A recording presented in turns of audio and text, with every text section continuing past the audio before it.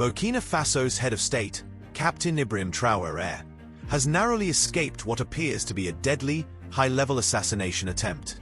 In the aftermath, Russian special forces have reportedly landed in the country to secure his safety.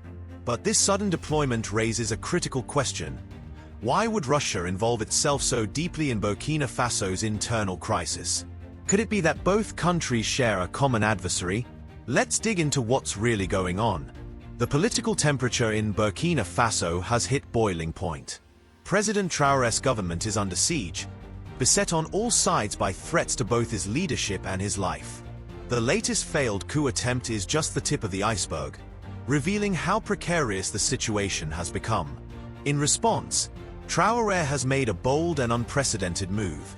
He has turned to Moscow for protection. Russian commandos have now been deployed, not just to defend Traoré himself, but to reinforce his administration and shield top officials from further attacks. This decision signals more than just a response to a national emergency. It reflects a deep shift in Burkina Faso's geopolitical posture and a growing willingness by Traoré to take extraordinary steps to preserve his rule. Since rising to power in September 2022, Traoré has been a constant target. Internally, he's faced resistance from entrenched political factions and dissident elements within the military. Externally, he's been under pressure from foreign actors dissatisfied with his independent approach.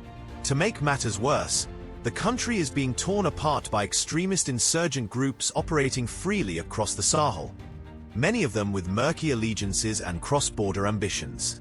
These insurgent movements aren't just wreaking havoc for chaos's sake. They are looking to exploit Burkina Faso's political disorder to expand their power and territory. And while that threat rages in the shadows, discontent within the nation's own ranks, particularly within segments of the military, has reached a boiling point. This volatile mix culminated in the dramatic coup plot of April 2025. The plan, reportedly backed by a network of disloyal military officers and insurgent allies, aimed to storm the presidential palace and overthrow Traoré's administration in a single, ruthless strike. But this wasn't simply about regime change. It was a calculated attempt to dismantle the new order Traoré has been working to establish since his rise to power. The revelations surrounding the plot have shaken the nation. Evidence suggests that some of the conspirators were linked to external players, foreign interests intent on reclaiming control over Burkina Faso's strategic resources and political future. The failure of this attempt has only deepened the president's determination to root out these threats and harden the government's defenses. With the pressure mounting, Traoré was left with few viable options: his survival, and with it, the fragile stability of Burkina Faso, required immediate, forceful action. That's why the call went out to Russia. The arrival of Russian special forces marks a significant and highly calculated escalation. These troops, battle-tested and trained in elite operations, are not in Burkina Faso for optics. They've been deployed with a single mission: to ensure President Traoré remains alive and in control. The Russian military presence in Burkina Faso isn't symbolic. It's tactical, deliberate, and intensely strategic. These elite units are now tasked with guarding not just President Traoré, but other senior officials who may be targets of future attacks. They are also securing critical government installations and reinforcing key infrastructure vulnerable to sabotage or seizure during a crisis. Beyond offering physical protection, the Russians are embedded in military operations, working closely with Burkina Faso's armed forces. Their presence has brought a surge of advanced military training, covering everything from urban combat tactics and counterinsurgency strategies to intelligence gathering and surveillance operations. This isn't merely a protection detail, it's an overhaul of the country's defense structure. By transferring their battlefield knowledge, Russian operatives are helping to mold a more capable and professional Burkina military. And in doing so, they are not just strengthening security, they are forging a deeper alliance between the two nations. This cooperation represents more than a temporary security measure.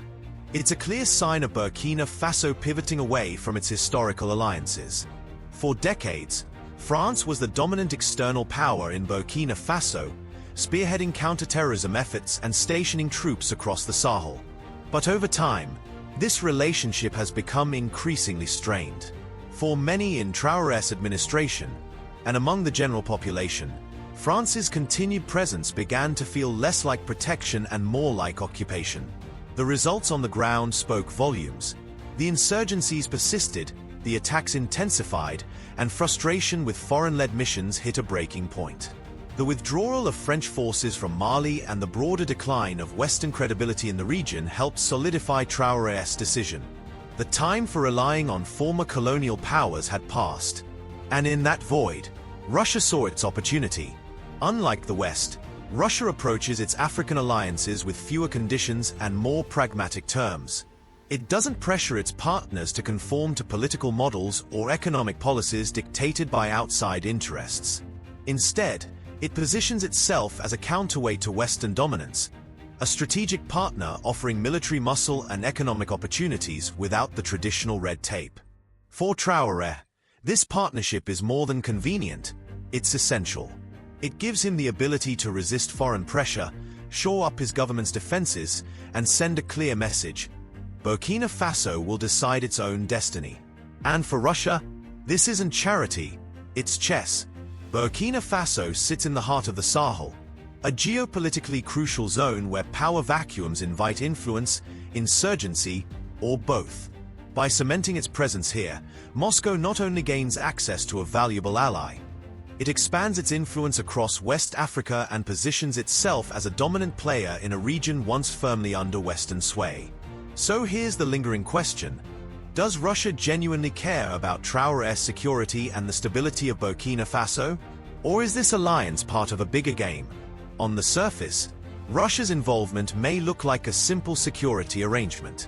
But scratch deeper, and a larger geopolitical narrative begins to emerge. Burkina Faso's pivot toward Moscow isn't just a matter of tactical survival. It's a declaration of independence from the West, particularly from its former colonial master, France. This alliance is driven by mutual interests. Both Burkina Faso and Russia view Western influence, especially from the US and France, as a threat to their sovereignty. Traoré, like many African leaders who have grown disillusioned with Western promises, sees in Russia a partner that doesn't dictate terms or disguise imperial motives behind talk of democracy and human rights. Since Traoré took power in 2022, Burkina Faso has been plagued by repeated coup attempts, many of which his government believes were fueled or supported by foreign actors with ties to Western intelligence or influence. These suspicions are not unfounded. Throughout modern African history, Western nations have often used their networks to topple leaders who resist their economic and political agendas. France's military footprint in Burkina Faso has long been a point of contention. What began as a security partnership to fight terrorism has increasingly been seen by the Burkina people as a tool for foreign control, a neo-colonial presence that undermines local autonomy rather than strengthens it. Operation Barkhane, the French-led anti-insurgency mission, has failed to bring long-term peace to the region. In many cases, it's done the opposite, fueling resentment and suspicions that France benefits more from prolonged instability than from a truly secure and sovereign West Africa. By contrast, Russia has presented itself as an equal partner. No lectures, no economic strings, just direct military support, and a willingness to engage on terms that resonate with leaders like Traoré. This framing, Russia as a partner of liberation, strikes a chord with post-colonial nations like Burkina Faso. Both countries see the West as a common adversary, not just militarily but ideologically. While Western nations insist their interventions are about freedom and reform, many Africans have come to associate those missions with chaos, exploitation, and broken promises. Russia's approach offers an alternative path, one that rejects Western paternalism and affirms Africa's right to choose its partners freely. Another major driver behind Burkina Faso's deepening relationship with Russia is economics, and the strategic leverage that comes with it. Burkina Faso is sitting on enormous natural wealth, especially gold. But for decades, this potential has been siphoned away through exploitative deals, corrupt intermediaries, and foreign-controlled ventures. Traoré's government sees an opportunity. If they can partner with a global power that respects their sovereignty, maybe they can finally channel those resources into national development rather than foreign bank accounts. Russia, with its growing appetite for global influence and raw materials, is eager to engage.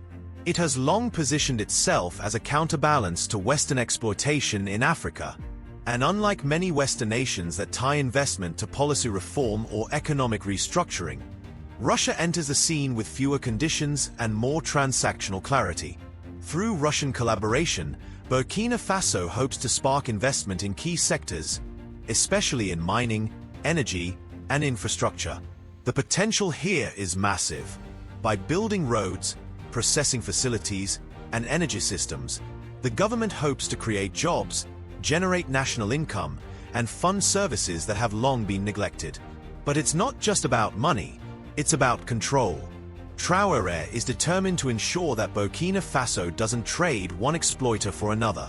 The challenge will be navigating this new partnership with care, making sure that Russian involvement doesn't lead to a fresh wave of resource extraction that benefits elites or outsiders at the expense of the Burkina people. Beyond economics, there's something even more powerful fueling this realignment: identity. Many African nations, Burkina Faso included, are in the middle of an identity revolution. The scars of colonialism still run deep, and there's a growing hunger to reclaim African dignity and direction. Traoré's defiant stance is tapping into that wave. His rejection of Western interference and embrace of alternatives isn't just strategic, it's symbolic. Russia's Cold War legacy of backing anti-colonial movements still holds currency in many African political circles. Whether that history is romanticized or not, Russia has successfully positioned itself as a friend to the oppressed, a global power that understands what it means to resist Western domination. And in that narrative, Traoré sees a mirror, a fellow fighter standing up against systems built to suppress. Still, it's crucial to understand, this new alliance with Russia isn't just about pushing back against the West. It's also rooted in something far more immediate: survival. Burkina Faso is in the middle of a full-blown security crisis. Insurgent attacks have devastated entire communities, paralyzed the economy, and forced over 1 million people to flee their homes. And despite years of Western-backed military operations, the violence has only grown worse. For Traoré and his government, this isn't an abstract political debate. It's a matter of life and death, for his leadership, for the state, and for the millions of citizens caught in the crossfire. The truth is, Western allies have fallen short. Their interventions have been bogged down by bureaucracy, politics, and, in some cases, outright failure. As the situation in the Sahel worsened, Western support didn't evolve, it pulled back. That left leaders like Traoré with few options. So when Russia came to the table offering military aid, advanced training, and logistical support, without the usual political conditions, it was an offer he couldn't afford to ignore. For many African governments, this kind of engagement is refreshing. No lectures, no foreign-imposed reforms, just action. And as France and other Western powers withdraw from the region, Russia is moving fast to fill the vacuum. The Kremlin understands that power abhors a void, and it's positioning itself as the new go-to security partner in a region desperate for stability. Burkina Faso may be the latest country to make this pivot, but it likely won't be the last. As dissatisfaction with the West grows, more African nations are rethinking their alliances and turning toward countries like Russia and even China for alternative models of partnership. What we're seeing is a geopolitical realignment in real time, and Traoré is on the front line of that shift. Burkina Faso's political and security future hangs in the balance. Despite fending off multiple coup attempts and bringing in Russian forces for protection, President Traoré's grip on power is anything but guaranteed. The threats surrounding his government are complex, deeply rooted, and persistent. It's not just about removing him from office. It's about dismantling the entire foundation of the regime he's working to build. Insurgents continue to launch attacks against military outposts, government installations, and innocent civilians. These assaults have driven over 1 million people from their homes, tearing families apart and destabilizing entire regions. While Russian commandos may provide short-term protection for Traoré and his circle, lasting peace won't come from foreign boots alone. The deeper challenge lies in addressing the root causes of Burkina Faso's instability: neglected infrastructure, high unemployment, lack of public services, and widespread mistrust of political institutions. These are the issues that fuel radicalization and unrest, and unless Traoré's government finds ways to respond, no amount of military support will be enough. Another major obstacle is internal unity. Since taking power, Traoré has faced stiff resistance from inside the system, from political rivals, from dissatisfied sections of the military, and from sections of civil society. Many within Burkina Faso remain skeptical of his rule, either doubting his intentions or questioning his ability to deliver on promises. Rising inflation, fuel shortages, and the ongoing violence have further shaken public confidence. While many young Burkina and Pan-Africanists admire his defiance against Western dominance, others worry that Traoré is walking a dangerous path, one that could isolate Burkina Faso even further or push it into dependency on new powers like Russia. This internal division is compounded by the country's troubled history with military coups.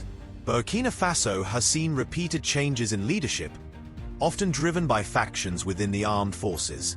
Loyalty within the military remains fragile, and recent coup attempts only reinforce how unstable that relationship still is.